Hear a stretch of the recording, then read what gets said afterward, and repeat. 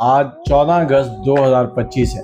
कहने को हम आज़ाद हैं लेकिन हम गुलाम हैं। कहीं बैंक के गुलाम हैं, कहीं डीपीओ के गुलाम हैं, कहीं एसएचओ के गुलाम हैं और कहीं हमारे सरकारी हॉस्पिटल जो हैं उनके गुलाम हैं। हमारी गुलामी आज तक ख़त्म नहीं हुई और हम हर रोज़ आज़ादी की जंग जो है वो लड़ रहे हैं। लेकिन आज 14 अगस्त है, आज हम आज़ादी मनाएंगे।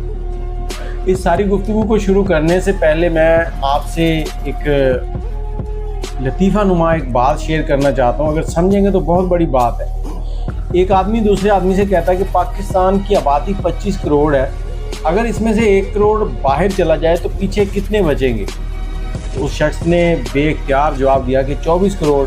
तो सवाल पूछने वाला कहका लगाकर हंसा और कहने लगा कि तुम गलत हो। अब वो परेशान हुआ कि मैं कैसे गलत हूँ। उसने कहा देखो तुम गलत हो, बचेगा सिर्फ वही 1 करोड़ जो इस मुल्क को छोड़ जाएगा। और आज पाकिस्तान उन टॉप लिस्ट ममालिक में आ चुका है जहां से लोग बाहर निकल जाना पसंद करते हैं। मैं पाकिस्तानी हूं और आज मैं अपना थोड़ा सा एक्सपीरियंस आप लोगों के साथ शेयर करूंगा, लेकिन मेरे चंद सवाल हैं। आज हम सरकारी हॉस्पिटल में जाते हैं तो वहाँ पर जाकर सबसे पहले हमें पर्ची लेनी पड़ती है, और अगर हम प्राइवेट हॉस्पिटल में जाएं तो वहाँ पर क्या होता है? प्राइवेट हॉस्पिटल में आप जाते हैं, पर्ची लेते हैं, आप उसकी फ़ीस देते हैं, उसके बाद आपको कहा जाता है कि आपने 2 से 3 घंटे इंतज़ार करना है। उस इंतज़ार के दौरान आप वहाँ बैठे रहते हैं, मरीज़ भी आपके साथ होता है, आपको कोई परेशानी नहीं होती, आपके पैसे भी लग रहे हैं, अच्छी खासी फ़ीस चार्ज करते हैं। लेकिन उसके मुतबादिल जो सरकारी हॉस्पिटल है वहाँ पर क्या होता है? आप सुबह 7 बजे घर से निकलते हैं ताकि डॉक्टर के आने से पहले वहाँ जाके पर्ची बनवा लें। डॉक्टर्स के आने से पहले आप पहुँचते हैं, पर्ची बनवाते हैं, डॉक्टर तक पहुँचते हैं और डॉक्टर आपको रिकमेंड करता है कि आपका पेशेंट जो है वो एडमिट किया जाएगा। और ये एडमिट करने वाला ऑप्शन जो है ना, ये बहुत कम और बहुत अच्छे डॉक्टर जो है ना वो जल्दी से सजेस्ट कर देते हैं। बाकी तो मैं कहता हूँ कि इन डॉक्टर्स का यही होता है कि पेशेंट जो है ना हमारे प्राइवेट क्लिनिक पे आ जाए ताकि वहाँ पर उसकी खाल उतारी जाए। और जो मिडिल क्लास तबका है जिसने हैंड टू माउथ रोज़ाना कमाना है, रोज़ाना खाना है, वो कोशिश करता है कि हमें सरकारी हॉस्पिटल ना जाना पड़े। उसकी तरजीह होती है कि हमें प्राइवेट हॉस्पिटल, ठीक है एक डॉक्टर की फ़ीस 1500 से 2000 होगी, लेकिन अगर वो सरकारी हॉस्पिटल जाते हैं तो वहाँ पर टाइम और पैसा दोनों जो हैं वो लगते हैं। वो कैसे लगते हैं? अब आप सरकारी हॉस्पिटल पहुँच गए, वहाँ पर आपने पर्ची ली, डॉक्टर के पास पहुँचे, डॉक्टर ने रिकमेंड किया कि आपका पेशेंट जो है वो एडमिट हो गया है। अब पेशेंट एडमिट हो गया, उसके साथ 2 लोग और भी चाहिए जो वहाँ पर रहेंगे, और उन 2 लोगों का काम क्या होगा? डॉक्टर और अमला जो है वो अपने मुताबिक राउंड करता है। लेकिन आज जो मेरे साथ हुआ मैं वो शेयर करूँगा। अब मैं पेशेंट को लेके गया हूँ, डॉक्टर ने कहा कि आप इनको एडमिट कर दें। डॉक्टर साहब बहुत अच्छे थे, मैं उनकी दिल से इज़्ज़त करता हूँ, बहुत ही तारीफ़ के काबिल है।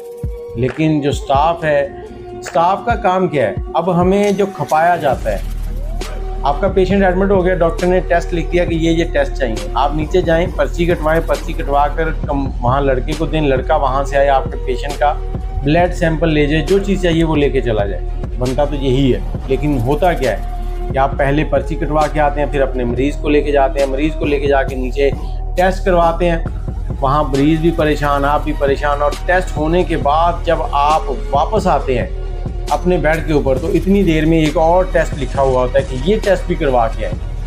अब आप फिर चले जाते हैं, फिर टेस्ट हुआ, फिर वही झंझट, इधर उधर खप खपा, और नीचे जाने के बाद ये नहीं कि आप गए और आपने पर्ची दी और आपका टेस्ट हो जाता है, वहाँ पर उस पर्ची के ऊपर भी एतराज़ात निकलते हैं। उस पर्ची पर एतराज़ होता है कि फ़लाँ शख्स का इस पर स्टैंप लगवा के लाओ, ये फ़लाँ चीज़ इनकम्प्लीट लिखी हुई है, इसको करवा के लाओ। भाई इनकम्प्लीट लिखी है, जब आपको पता है कि ये पूरी होनी है तो उसको पूरी को कर दो। नहीं, वो नहीं की जाती, वो आपके चक्कर पे चक्कर लगवाते हैं। और ये सब कुछ सिर्फ और सिर्फ मिडिल क्लास तबके के साथ हो रहा है। मिडिल क्लास तबका जो कि इन लोगों को वोट देकर कुर्सियों तक लेके आता है। और अब मैं आता हूँ अगली बात की तरफ। ये सरकारी जो हॉस्पिटल है ये क्यों नहीं ठीक हो सकता, जबकि उसके बाद बनने वाली मोटरवे, मेट्रो, ऑरेंज ट्रेन, क्या होता है? ऑरेंज ट्रेन पे आप चले गए, वहाँ जाकर आपने पैसे दिए, टोकन लिया, टोकन ले लिया, उसके बाद जैसे आप आगे जाते जाएंगे आपने सिर्फ टोकन आगे शो करवाना है, आपकी सारी एंट्री होती जा रही है। मोटरवे के ऊपर आपकी गाड़ी चढ़ गई है, पहले टोल प्लाजा से गाड़ी चढ़ी है, आपकी एंट्री होगी, उन्होंने आपको रोका नहीं, कोई स्लिप नहीं दी, कुछ नहीं दिया। जहाँ से जाके आपने उतरना है वहाँ पर ऑटोमेटिकली आपके हाथ में स्लिप आ जाती है कि आपने 300 किलोमीटर सफ़र किया, आपने 400 किलोमीटर सफ़र किया। इन इदारों को ठीक कर लिया गया है, नहीं किया गया तो एक गरीब जिसने सेहत मांगी है उसको ठीक नहीं किया गया।